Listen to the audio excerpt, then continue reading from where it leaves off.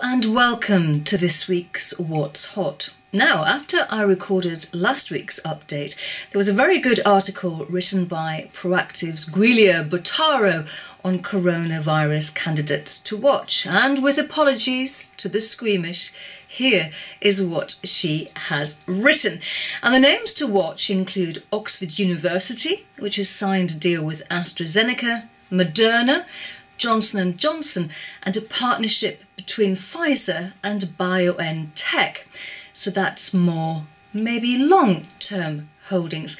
Now, AIM-listed biotech firm Oxford Biomedical is also involved in that Oxford Uni and Astra tie-up.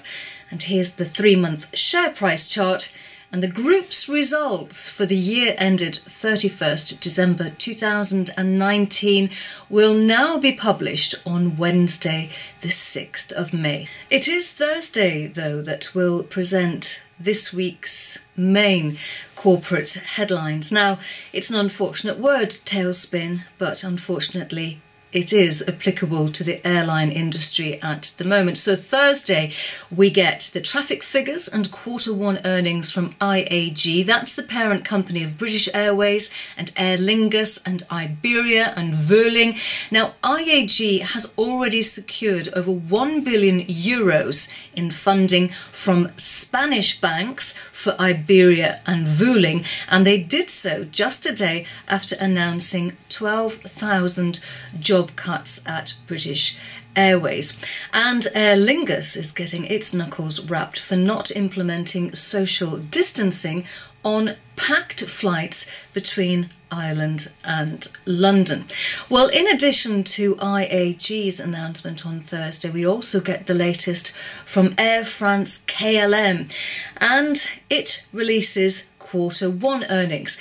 Now, it has secured 7 billion euros worth of funding from the French government. That bailout has received the EU's blessing. And how we shall miss the papal nature of the EU come the end of the year.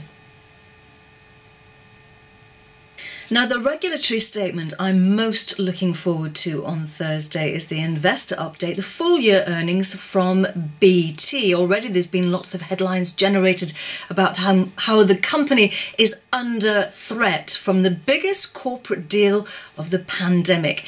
Now, the owners of O2 and Virgin Media, they're preparing to lift the veil on a £24 billion bid to transform the telecom sector. Telefonica, that's the Spanish owner of O2, has confirmed it's in talks to combine the mobile operator with Virgin Media.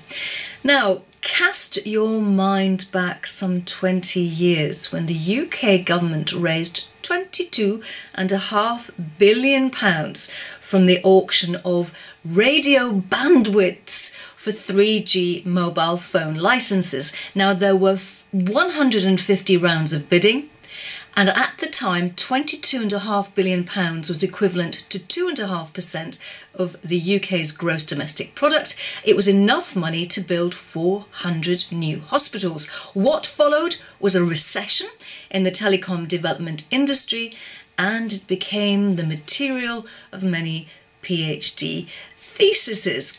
Well, prices were much more reasonable in 2013 and again in 2018. And there endeth my history lesson of the week. Now, depending on what Boris says on the Sunday of this upcoming bank holiday weekend, we could next week be engaging with each other in a much more mobile, fluid world. Until then, stay at home, stay indoors, stay safe. I'll see you this time next week.